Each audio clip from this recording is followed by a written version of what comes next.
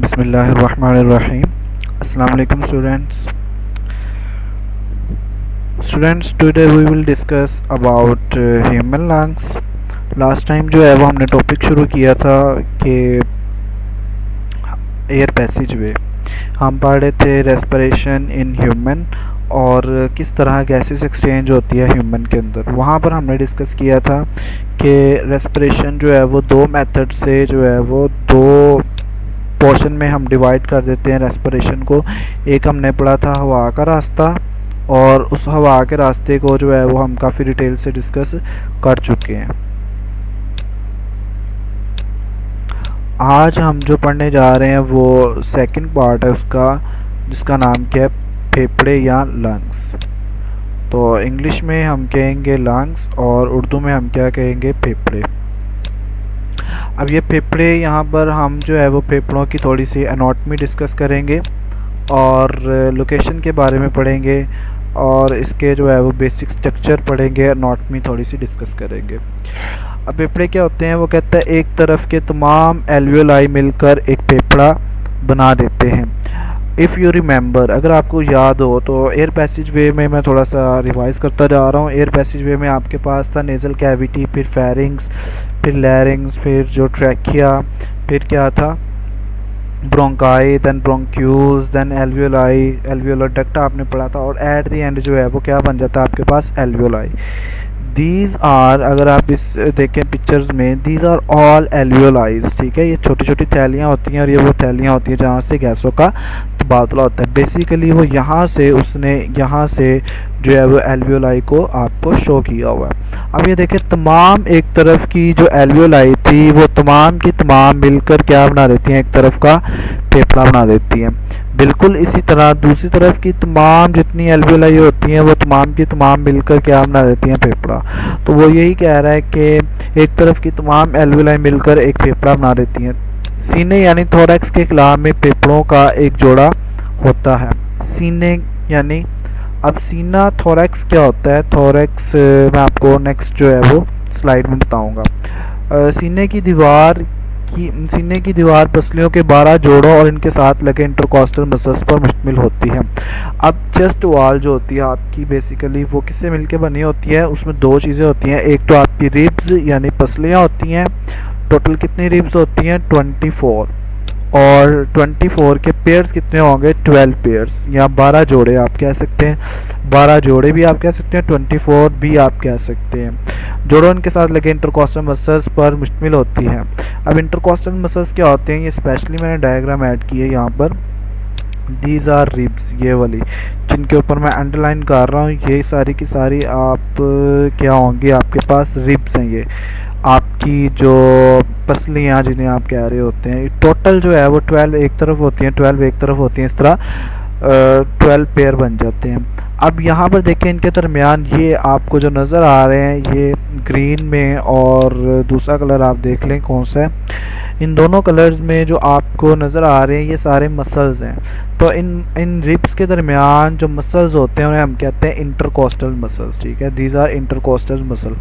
आपको intercostal muscle का पता होना चाहिए क्या होते हैं, those muscles which are present between your ribs bone, जो आपकी हड्डियों यानी कि रिब्स पसलियों की जो हड्डियां होती हैं उनके दरमियान मसल्स पाए जाते हैं। उन मसल्स को आप क्या कहते हैं, इंटरकॉस्टल मसल कहते हैं। और ये आपका एमसीक्यूज भी है कि रिब्स के दरमियान कितने मसल्स पाए जाते हैं, तो और कौन से मसल्स होते हैं ये भी आपको बताना चाहिए, इंटरकॉस्टल मसल्स होते हैं। फेफड़ों के नीचे एक मोटी मस्कुलर साख्त मुझे होती है जिसे डायाफ्राम कहते हैं। अब डायाफ्राम क्या होता है, यहाँ पर आपको दिखा दूँ। यहाँ पर इस डायग्राम में ये जो आपको नज़र आ रहा है, जो जिसके ऊपर मैं लाइन लगा रहा हूँ, ये जो आपको शीट नज़र आ रही है, इस शीट को आप ये कहते हैं डायाफ्राम कहते हैं, ठीक है। और डायाफ्राम के नीचे वाले रीजन को आप कहते हैं एब्डोमेन। ये मैं आपको पहले भी बहुत ज़्यादा मरतबा बता चुका हूँ। डायाफ्राम से जो नीचे वाली होती है उसे एब्डोमेन कहते हैं और डायाफ्राम से ऊपर वाले रीजन को आप क्या कहते हैं, थोरैक्स। जहाँ पे आप ये सारा का सारा रीजन जो है वो सारा का सारा क्या होगा, थोरैक्स। तो ये आपके पास क्या है, ये डायाफ्राम है। तो diaphragm is divided your body into 2 parts या 2 cavities, upper is thorax cavity, lower is abdominal cavity. तो ये आपका एब्डोमेन पार्ट होता है और ये आपका थोरैक्स पार्ट होता है। थोरैक्स पार्ट में आपके पास लंग्स होते हैं और जो है वो हार्ट मौजूद होता है, दिल। जबकि यहाँ पर देखें तो ये आपको रिब्स नज़र आ रही है, उनके दरमियान में ये इंटरकोस्टस मसल, बेसिकली ये सामने से उन्होंने रिब हटाकर जो है वो आपको दिखाया हुआ है ये। तो अब आपको समझ आ गई कि डायफ्राम क्या होता है। डायफ्राम एक मस्कुलर शीट होती है, ये मसल्स की बनी होती है और ये डिवाइड करती है थोरैक्स कैविटी को एब्डोमिनल कैविटी से। अब नेक्स्ट पढ़ते हैं। वो कहता है बायां फेफड़ा जिसामत में थोड़ा छोटा है और 2 हिस्सों यानी 2 लोब्स पर मुश्तमिल है, जबकि दायां फेफड़ा निस्बतन बड़ा है और 3 लोब्स पर मुश्तमिल है। बायां फेफड़ा क्या होता है आपके पास, ये इस डायग्राम में ये ऊपर डायग्राम बनी हुई है, ये ऊपर बायां लेफ्ट लंग। लेफ्ट लंग आपके पास क्या होता है, साइज में थोड़ा क्या होगा, स्मॉल होगा। ये जो है वो क्या होता है, साइज में थोड़ा छोटा होता है, जबकि राइट लंग जो आपके पास होता है वो बड़ा होता है। ठीक है, बड़ा क्यों होता है, क्योंकि उसके 3 पार्ट्स, 3 लोब्स होते हैं और लेफ्ट वाले के 2 लोब्स, एक लोब ये है और एक ये, और यहाँ पर 1 2 एंड 3 ये इसके 3 लोब्स हैं। ठीक है, कौन से होते हैं, उनका नाम क्या है, ये आपकी बुक में नहीं लिखा हुआ, जस्ट आपने ये याद रखना है कि लेफ़्ट वाला जो है वो क्या होगा, छोटा होगा और राइट वाला क्या होगा, बड़ा होगा। अब लेफ़्ट वाले के छोटा होने की वजह भी है कि यहाँ पर आपको पता है कि ये लोकेशन जो है वो यहाँ पर कुछ हार्ट की होती है और इसके नीचे लेफ़्ट साइड पर आपको पता है कि यहाँ पर जो है वो स्टमक भी प्रेजेंट होता है, जिसकी वजह से लेफ़्ट वाला जो है वो स्मॉल और राइट वाला जो है वो थोड़ा लार्ज होगा। देन वो क्या कहता है, फेफड़े स्पंज जैसे और लचकदार ऑर्गन्स हैं। स्पंज जैसे जिस तरह आपने डस्टर देखा होगा, ठीक है, तो वो स्पंज की तरह की एक शेप है कि उसमें छोटे छोटे जो हैं वो होल्स होते हैं। अगर फॉर एग्जांपल ये मैं एक डस्टर बनाऊं तो इस डस्टर में क्या होगा, छोटे छोटे से सुराख होंगे। बेसिकली लंग्स के अंदर जो है वो ये शेप किस वजह से बन रही होती है, अगर आप इसको कंपेयर करें तो लुक लाइक एल्वेलाई। तो चूँकि लंग्स के अंदर एल्वेलाई मौजूद होती हैं, जिसकी वजह से इसकी शेप जो है वो क्या हो जाती है, स्पंज की तरह की हो जाती है। इनके अंदर ब्लड वेसल्स भी होती हैं जो कि हम जानते हैं पल्मोनरी आर्टरीज और वेन्स की शाखें हैं। अगर आपको याद हो, पूरा हमने जो है वो सिस्टम पढ़ा पीछे हवा के रास्ते में, तो वहाँ पर आपने जो है वो देखा होगा कि उसके अंदर जो है वो ब्लड वेसल्स भी मौजूद थी। हर फेफड़े के गिर्द 2 मेम्ब्रेन्स होती हैं जिन्हें बैरूनी और अंदरूनी प्लूरल मेम्ब्रेन कहते हैं। ये आपका एमसीक्यूज भी है।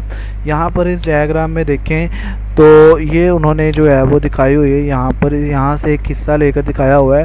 ये जो है वो आउटर या बैरूनी मेम्ब्रेन है प्लूरल, और ये जो है वो अंदरूनी मेम्ब्रेन है प्लूरल।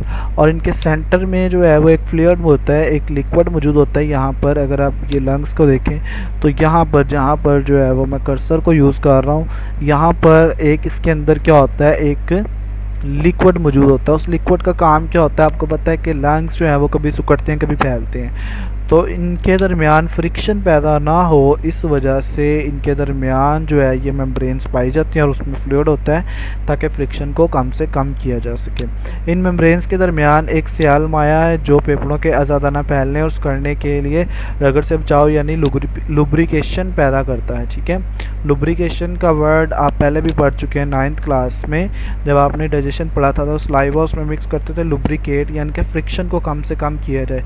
वहाँ पर आप फ्रिक्शन को कम करते थे, चूँकि जो आपने फूड खाई थी उसने जो है वो इसोफेगस से गुजरना होता था, तो वहाँ पर अगर फ्रिक्शन होती तो मे भी जो है वो कोई ज़ख्म वगैरह हो जाता, इसलिए जो है वो आप उसको लुब्रिकेट करते थे ताकि वो ईज़िली पास आउट हो।